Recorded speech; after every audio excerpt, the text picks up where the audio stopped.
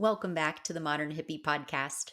I am joined today by Laurie Cousins, who is a program lead, facilitator, and tour guide at Wolf Connection, where we met.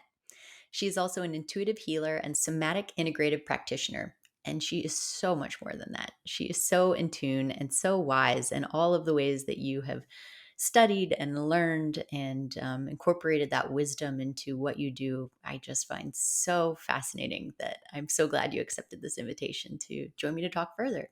So My thank you. honor, my pleasure. Thank you. Thanks for having me. Yeah, and so one thing we were just talking about before we started rolling is that your voice is a little on the fritz today. Exactly. Yeah, it's a little hoarse. I don't understand. I mean, I've been talking a lot. I've been working a lot today. So there's a little bit of hoarse. But I was saying to you before we started that what I like to do is just do a little meditation and check in because I don't I mean, when I'm at Wolf Connection and we're working with the animals, I don't speak for them. They speak through me. And it's kind of, I want to be that channel for them. And so one of the wolves that is just very dear to my heart is named Mia. And Mia, part of her story, she had an owner that really loved her and these two other wolves, Buddy and Theo. And his love, like we can see as humans, people express their love differently, right? And so it was in Los Angeles. It's illegal to have wolves and wolf dogs, and so he was being called out by his neighbors. Which, what do you think was like the number one complaint? What would you say? Hmm. Howling? Yes. So the Oh my God, howling, I right? love their howling. I know. I find it like that's my, my joy is hearing the howling. So with the howling, obviously the neighbors are like, okay, enough already, or whatever the case is. And then so when animal services are called, that is the part where they'll be removed. And Mm. so he was moving around. So what he just didn't want to do, which was to recognize the position that he was in, he thought, I'm going to try one more thing. And he had two of the wolves, Mia and Theo's, vocal cords removed. And yeah, I mean, and with something like that, and that is not to get the gas, but how could you not? Like when the animals eventually he did relinquish them to us, because one thing that happens too is they're illegal to have them, so animal services will only keep them for 3 days, and then either they'll find a sanctuary like the Wolf Connection, or they will be euthanized. So luckily we were there. He brought them to us, or we were able to acquire them. And when we found out that, wait a minute, two wolves can't howl, but the beauty of these animals is that they say, oh, no, you can't take my howl from me. I'm still a wolf, right? And this is where there are teachers. And sure enough, we had this experience. We were taking them out, and separately for hikes. And then one started to howl and the other one started to howl. Mia's howl is squeaky, like very squeaky. And then Theo is more like very like, it's almost like he's smoking a pack of cigarettes, like too many cigarettes. It's kind of this really gruff, maybe kind of how I sound right now. And but what's beautiful, I mean, just to get right to the heart of it as we start this, um, it's so interesting that we're going right here. But what Mia has taught me, and Theo too, but I'll specifically say with Mia, what she's taught me is what am I saying? Am I speaking my truth? Am I speaking from a place of knowing who I am? Right? As opposed to maybe speaking from the place that I pretend to be who I am, that I have learned to be, that I've been conditioned to be. That am I speaking from a place of people pleasing? Am I, it's like, am I speaking from my trauma? And so one of the ways that we work with these animals and their teachings for us is to teach us that what if that tragedy, that pain, that suffering, that wound, that adversity can be the portal where the light shines through, where it illuminates the truth of who we are. as Mm, opposed to where we get stuck in the story of it, right? It doesn't mean we don't have a grieving process and whatnot. But what these animals show us is, yeah, I'm still a wolf, right? Even all the tragedies, all the challenges, I'm still this animal. And we're talking about wolf and wolf dogs in the sense that these are man-made animals, right? They're born in captivity. So this is a confusing place, which I think is part of our humanity, and they show us too, is that here I am, a human being, here you are, and how connected are we to our wild? How connected are mm. we to our nature in a modern life? Right? Typically very disconnected. Typically very disconnected. So that's how they can teach us to come back to that wild, natural part of ourselves that maybe in a modern world doesn't really want to be accepted, doesn't really want, maybe doesn't fit, in societal norms or conditioned beliefs or, yeah. So I'm Mm. finding my voice and letting them speak through me as we can. Yeah. And as you were just giving that more information about finding our truth and speaking our truth, um, I can intuitively tap into why Mia came up, not just for your voice, but for my Mm, own right now with my own personal situations, which I'll reveal in a minute because I think it seems so pertinent to why Mia came up. But I wanted to mm, elaborate a little bit as well on if anyone's listening who's not aware of what Wolf Connection is. I perhaps could have elaborated better at the beginning, but the Wolf Connection is a wolf sanctuary here in the greater Los Angeles area. And that was where you and I met, and you took us on this private tour that my friend Joanne had organized through her connections there, and it was just epic. And you really took us to meet each of the wolves that you have there, and you guys are at capacity pretty much, is my understanding, mm. right? And it takes a lot Yeah.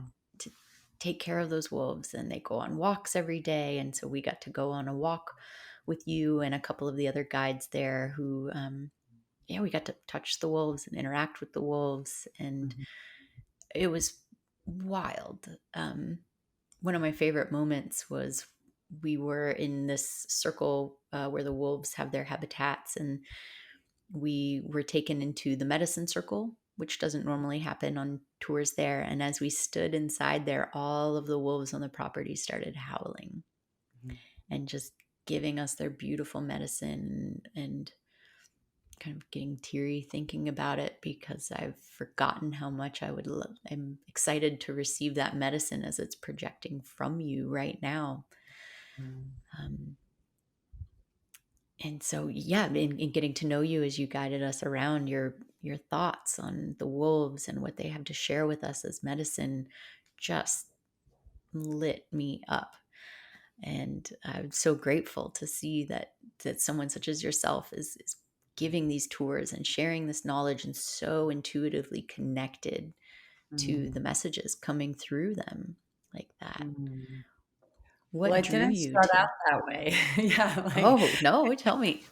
How did it well, what start? was interesting, and it was such a joy to have you there and your friends that you came with, because for people that get it, it's so rewarding, especially for people that it's their first time of seeing this, because it's a very magical place, and the land itself, but then the interaction and what we try to bring to it as far as Theo Alfaro, who's the founder, and what he's created as far as these like human empowerment programs, and we're actually expanding into a residential retreat, a second den where we're in the process of that, where we can, because we are at capacity, so that where we can bring in more and Mm. animals.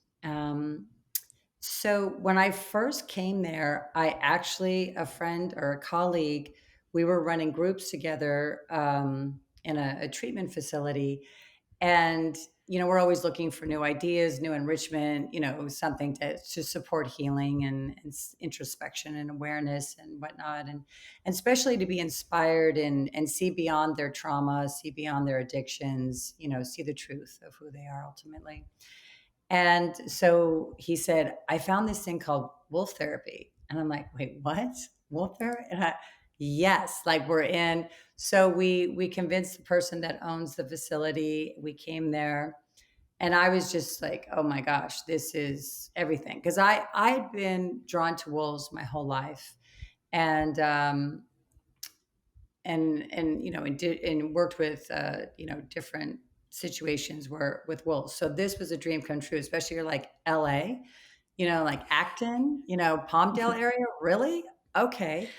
And but what was interesting when I first came there, I think it was really the seed that needed to be planted, but I don't think I was ready for the total medicine because the Mm. medicine is us seeing ourselves. The medicine is stripping away the conditioning, stripping away the parts of ourselves, the facade. Like the wolf is like here. Like I'm going to meet you here. I'm looking at you. I am present. I'm not in a story about who I am. I'm embodied in the wisdom of who I am. And challenges you to step into owning who you are, your leadership or whatever it is. With the Lakota tribe, they refer to well, I think a lot of the indigenous tribes, but that the wolf is the pathfinder. And I Mm. think it really is part of the mission, without Teo even knowing it, of people coming there and finding their path and the path, So when I first came there, we tried to bring the groups back. It, whatever reasons it didn't happen, but I kept trying. So 2 years later, I found another organization trying to make them to come back. Like, we got to do something here. And then it actually turned out where it didn't work out. But they said to me at the Wolf Connection, I think you need to be here. And I'm like, yes, I think I Mm. do. And so I started volunteering and I started working with, because I specialize in working with youth and in specific at risk groups. And so I started working and volunteering. But I have to tell you, I was also scared. Like I was scared of you can't really hide. You know what I mean? You're like, Mm. these animals see you in a way that is so raw and beautiful. And it was pushing me to get out of my comfort zone, to get out of the parts of me, I would say to get out of the parts of me that were hiding. And so Mm. when I started to work, I've been with the Wolf Connection now for 5 years. I was kind of staying in my comfort zone to a certain degree with working with people. But then I started to work with the animals in 2020. That's when everything blew up for me in the world, right? And then I just went, I got to be with the wolves. Like I love people, but like I got to be in nature. I got to be with the wolves. And so I started working with the wolves, and I felt like that's when the veil started really stripping. And then, to be working with these high content animals and the strength of them and, all of that. But what's interesting is it's really about the bond with these animals. Like we showed you see me with some of these animals that they could just take me down, right? These are strong, incredible, Mhm. powerful animals. But what we have is this bond, and this bond is ancient. It's in our DNA. Since time began, humans looked to the animals for medicine, for guidance. That's in our DNA. And actually, the wolf is the first animal that we associated with as humans thousands of years ago. Mm. So it's wired in us, right? This bond before the horse, and whatnot. But this is the thing, is like being able to have the medicine strip away who you're not. Sometimes it's like, ooh, that's kind of raw, that's kind of vulnerable. Wait, but it also gives you a mirror of who you are. And I think what's beautiful about what we offer with when we're working, especially with at-risk youth, they've been through a lot of trauma. They've been through systems that are not justice. Mm. They are, the different things, the traumas and whatnot. So they don't want to hear from a white woman. You know what I mean? Like they don't want to hear from a woman my age or just whatever. It's like, how do you know? But what Mhm. happens is that they hear a wolf story like Mia's, and they see Mia or Coda or Daisy, and they see these animals and how they have overcome or healed or who they are. They're like, I can identify to that story. That gives me hope. That's a portal in. And I think that teens are actually still more connected to their wild. And the Mm. conditioning is to, like, no, we need to conform you into being a society member and, whatever. And it's not like we don't need to guide, but it's stripping away is the part that I think that we're losing our connection to our heart, losing our connection to our wild and to nature, the wisdom of Mm. nature. Absolutely. I did a deep inner child healing about a week and a half ago, and the I was guided to reconnect with my 7-year-old self, who may have been a bit more like 8. But I was guided to go to our safe place, and our safe place was the beach. And as I Mm, locked hands with her, and she pulls me out into the ocean, and we just floated. She reminded me that all she wanted in life was to be free, right. freedom. And now, as a 37-year-old, I look around and I still realize that most of my drive, when I really funnel down to what it is that I really want out of everything, it is the ability to be free, and whatever that means to me. And I love Absolutely. those lessons that you pull from the wolves. I recall Coda was my wolf that I really resonated with there. So could you tell us a little bit about Coda? Yeah, so Coda came with his brother Chance. They were actually rescued from a roadside attraction in Alaska. So people Mm. would come, freezing temperatures. They were chained to a pole, and people for entertainment would buy some, scraps and throw it and watch wolves eat. And they, again, this is a reflection of not being honored for the wise being that they are.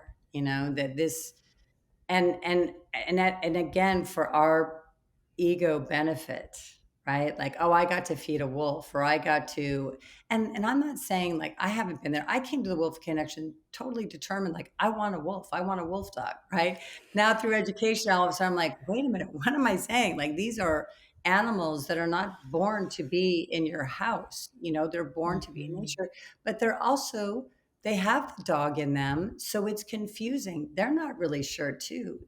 So part of what's going on with the wolf connection when Chance and Coda came is they were allowed to be their wolf self.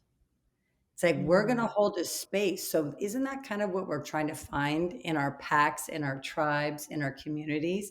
Where do I belong? And Mhm. belonging is that sense of that I get to be me, not to try to fit into who you think I am or I'm supposed to be or whatever, but that I'm going to be my authentic self.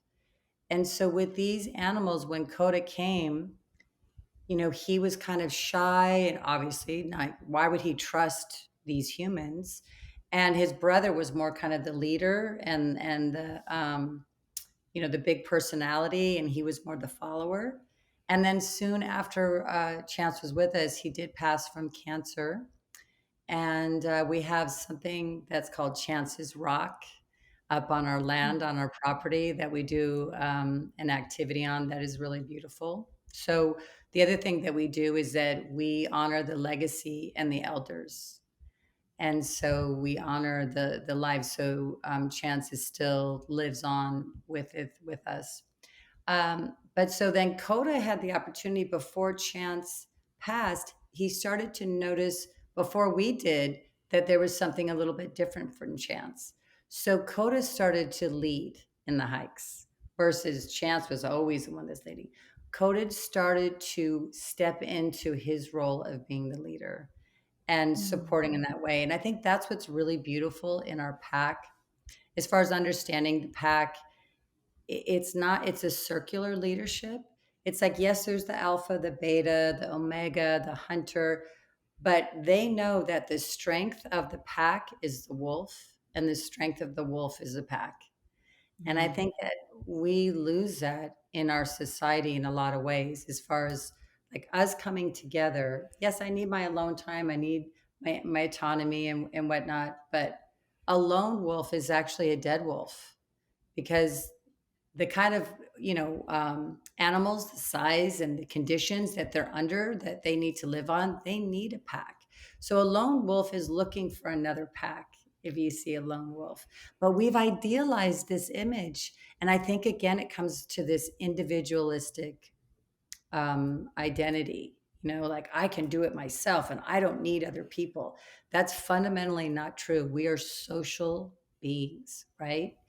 And so these animals, so to watch Coda again, we call him the our ambassador of resiliency, because he's overcome so many things.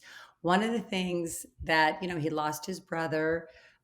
He started to bond more with us, with the pack, with the others. He was actually a really wonderful, and he still is a wonderful habitat mate for the animals that have been very traumatized. He's like an omega. He has this youthful peacemaker type of energy about him. And so with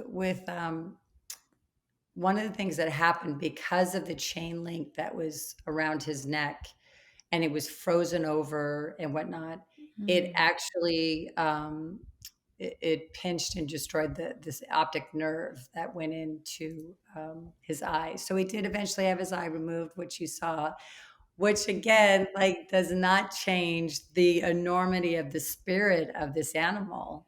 So people can come and they can see themselves and say, I look different, but I know who I am, right? Like, that's part of his message too. I might look different, but I know who I am. My difference, and we as humans, we look at differences and treat them differently, as opposed to, no, we are one, we are interconnected, we are whole, even if we look different or whatever the Mm. challenges are. Yeah. Absolutely.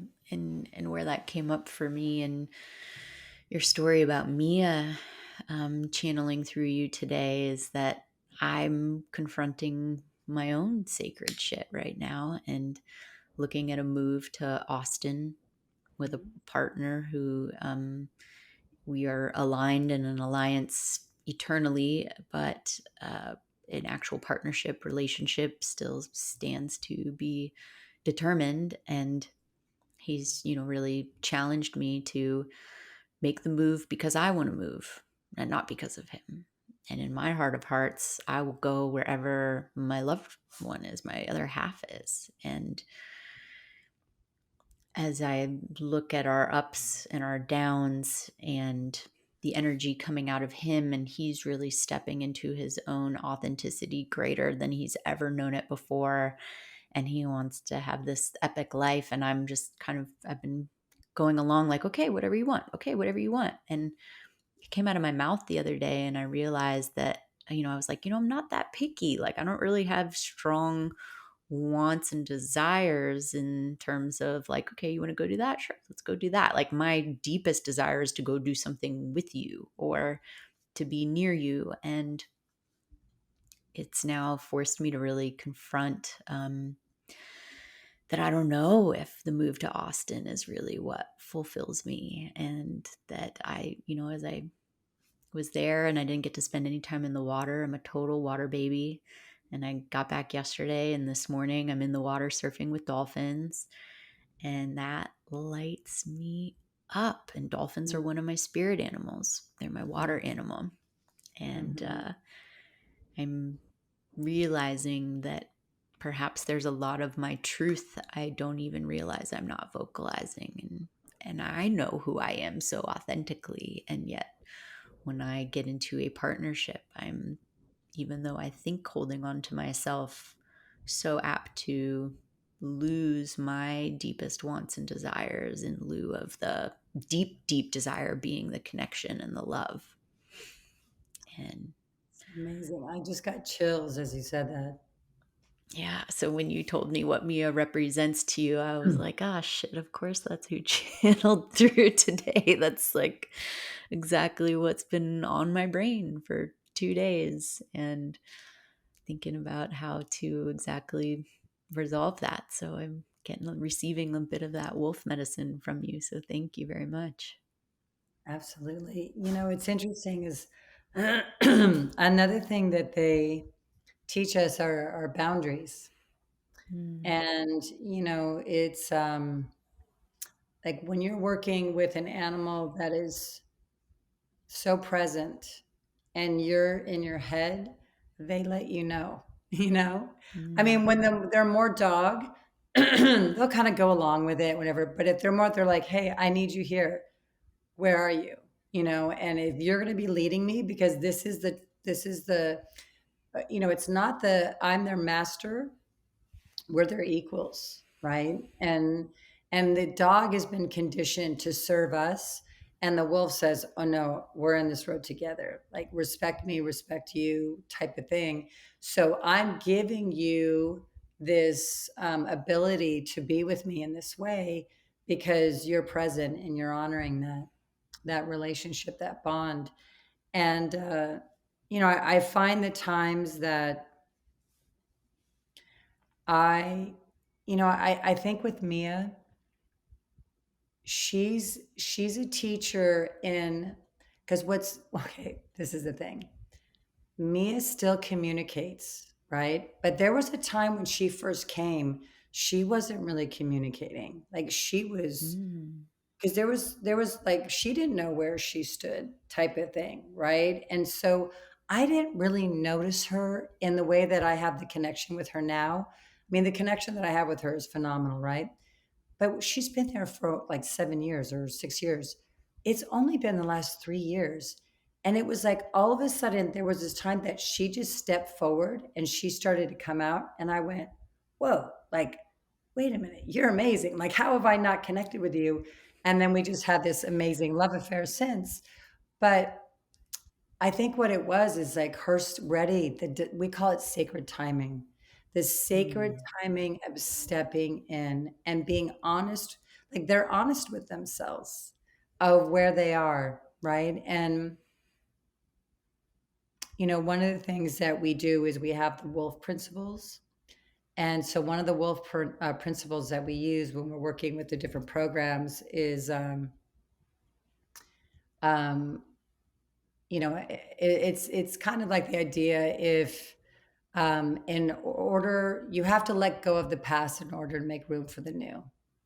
mm, And so with this like letting go, like if Mia would have held on to not trusting people, not like the story rightly so, and Coda rightly so, the story of like I'm not going to trust you, I'm not going to open up, I'm not going to, we would miss the opportunity of these amazing beings and the teachings that they've had, the impact that these animals have had on hundreds of people because they stepped into who they are, right? They got out of the story and they were real with themselves in a sacred way. We didn't push them to say, hey, you're a wolf, you need to do this. We gave them the space. So I think mm, what's coming through when I think about your situation, sounds like your partner was giving you the space, is giving you the space to tune in, and to see what is real. And that's a gift, but it's also, well, what does that mean? What's going to happen? And all that stuff that we can get lost in, but we can also have time. We can also have time on our side. yeah, yeah, and it's complex and it's deep and it's he and I are very intertwined in eons of relationships and knowing each other, and it's very possible that perhaps this exact time isn't the exact right time. And Mhm. there's healing on his part that's happening, and transformation and rapid growth as he reestablishes his own security and reestablishes what it is that he's giving to the world. And he has been that mirror, really illuminating the dark parts of me that are like the last, not the last, there's always more, but like the biggest of the last sacred shit that I haven't had to look at for not being in a relationship in the last 5, 6 years. Mhm. You know, only a partner can really illuminate certain Exactly. parts of you. And so Exactly. he does that, and he doesn't have the desire for the friction that it's causing in his life right now, which is, causing him to step back. And of course that's painful.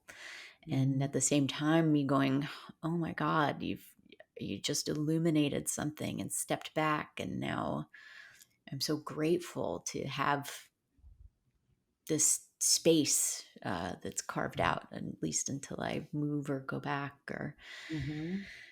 to look at my sacred shit and see Right. my sacred timing as I'm evolving and stepping into more of myself and more of myself. And part of my story right now is that there's, as I reconnect with that 7-year old who just wants to be free, there's a big part of me that, has said, can't I just be free all the time? Like, can't I just run around and play and run around and play and run around and play? And yes, I think that we can run around and play all the time, especially if your medicine that you give to the world is play and Mm. is what brings you that sense of play and sense of joy. And I'm working on connecting all those pieces again to really bring myself together. Like, there's the parts of me that have such deep desires and wants in similar categories. Like, I want to play, Mhm. I want to help the world heal, I want to be of service, I want to love, I want to play, I want to be free. And tying those all together and what that really looks like and feels like in my own authenticity. And um, it's a lot of work. So I'll say it again. I'm grateful for your wolf medicine you're sharing with me today, because that was caused an unraveling within my thought Mm. processes right now of looking Mhm. in deeply. And I'm curious, Yeah. what is a story that resonates for you of watching that happen, whether it be in one of the youth programs or maybe someone who works there, that they've encountered a wolf and it's just unraveled their programming. I would say there was this young girl. So, one of the schools that we work with is an expulsionary school. So that, they're in the system, and they're young adults. And so they have an opportunity if they take this 8-week program that we've created, that fulfills their community service hours. And so some of them show up like, all right, I don't care, I'm going to do this, whatever. And we give a presentation like this is very involved. We go on hikes. It's a rites of passage program is what I would say, because youth we really don't have that in many, I would say, in a Western way, as far as like, there's certain cultures that do, but I would say overall we don't. And this, what it provides is that youth to be able to be challenged and to discover, to expand, to get out of the comfort zone, and to start to say, what's a vision for me? How do I want to be? I'm not just defined by my circumstances or, past experiences.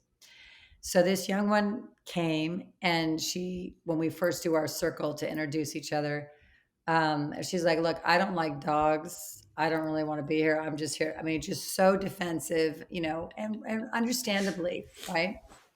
Hmm. And we said, "Okay." Like, again, we're meeting them where they are.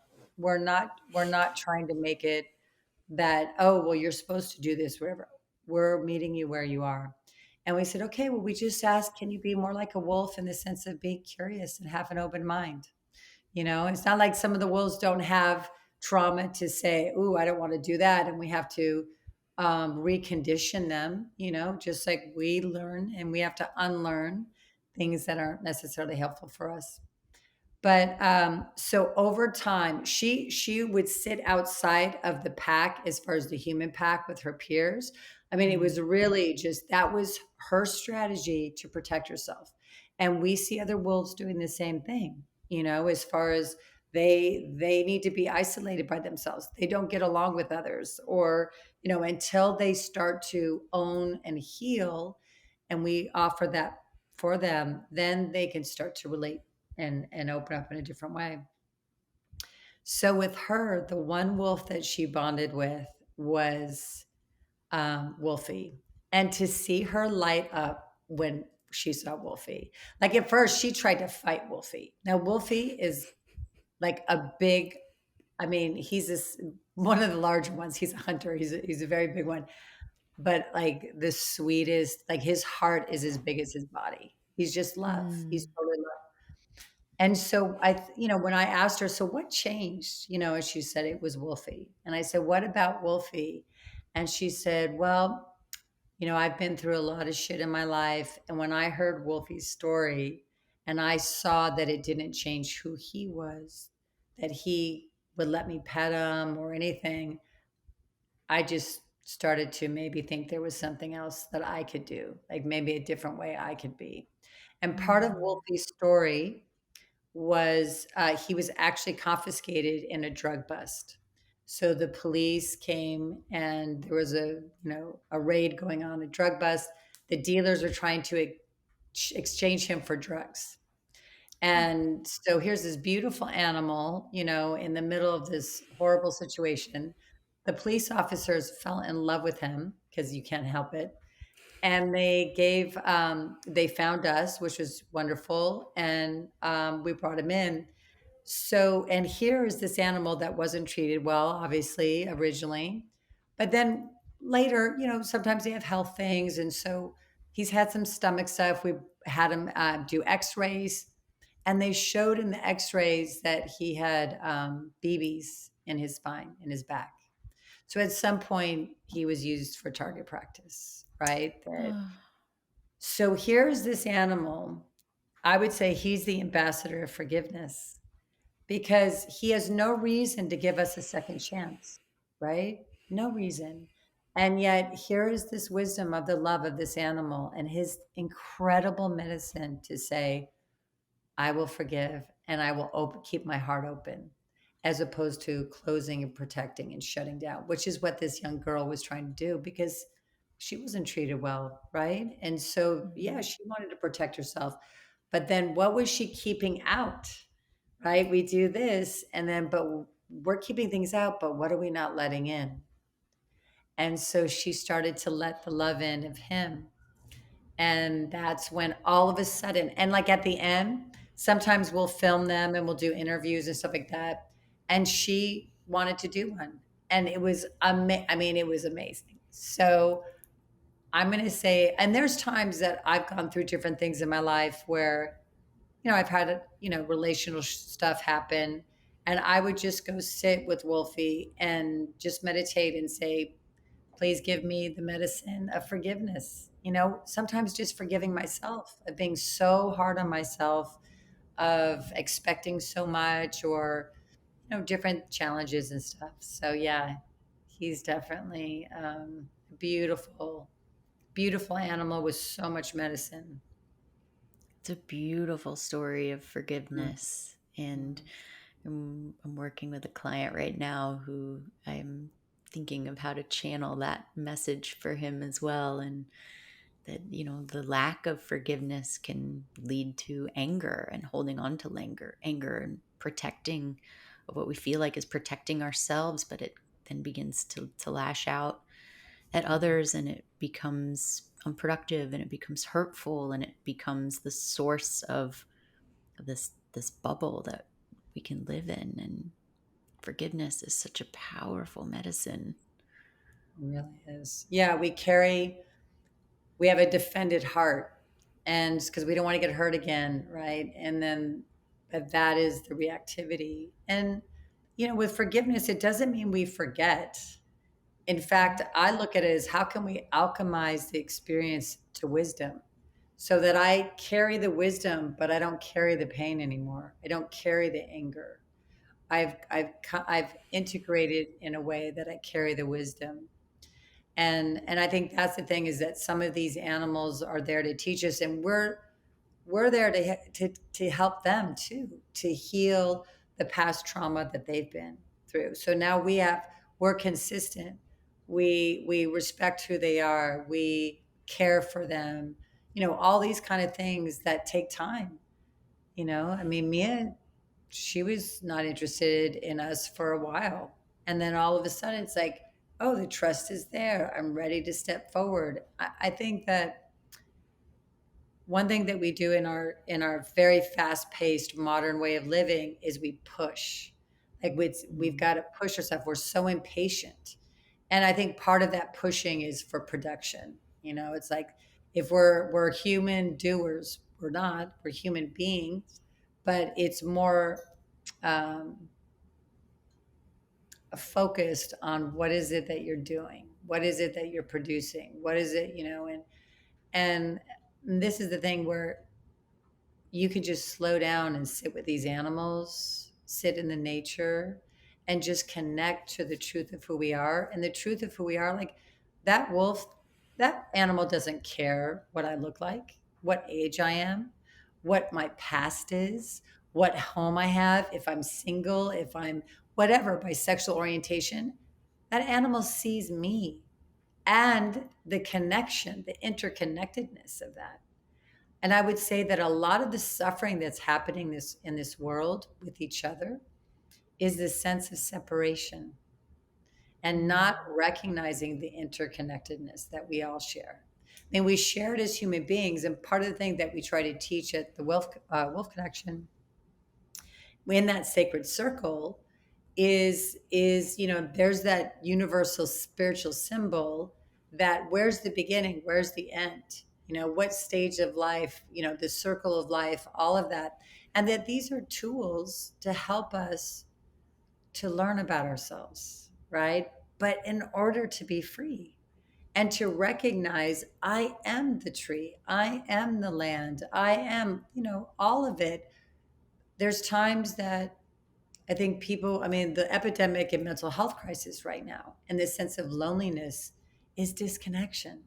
But is it disconnection from material things, or is it disconnection to natural things and to Mm. each other, right? The organisms within each other in a natural setting. So I can understand, like, you being like, for me, I mean, I'm from here, born and raised in LA. So, I was definitely a beach girl and all that. And then I really got to a point where I'm like, it's the forest. Like, I love the Mm. forest. Like, that is my place. And so it's like, how can we have the courage to explore? And it doesn't mean we have to push, but we do step out of our comfort zone, you know? But it is, how do you Mm. find that inner knowing to guide you? Right.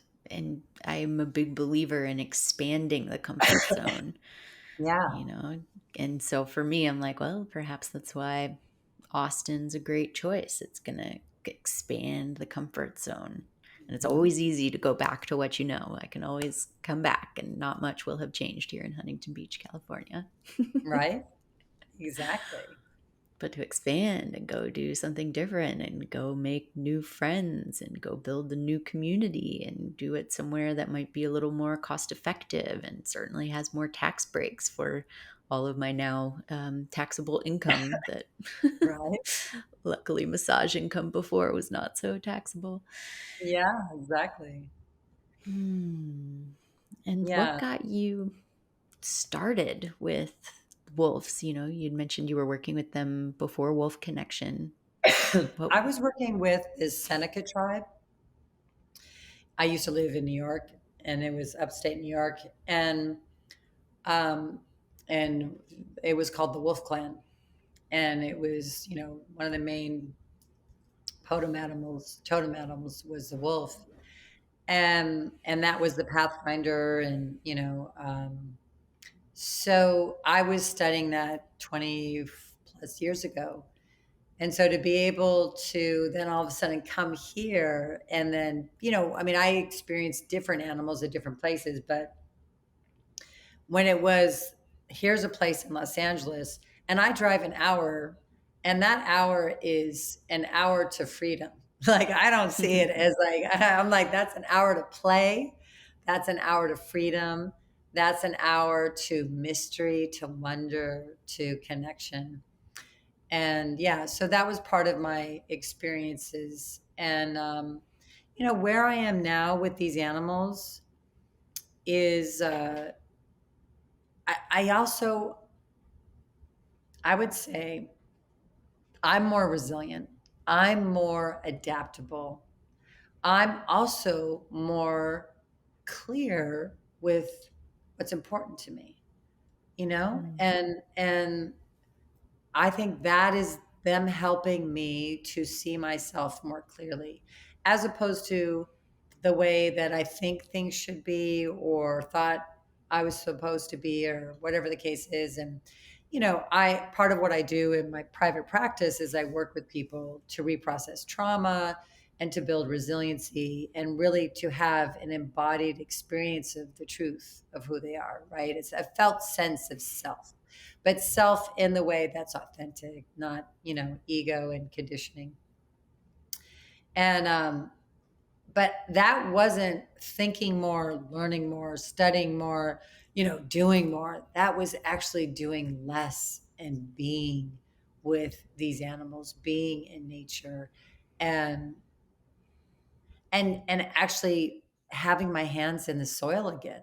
Having, and the Mm. one thing I wish we could do, which we can't because the wolf dogs do love toes. And they can get very curious. And I wish we could walk around barefoot. Like, that would be amazing.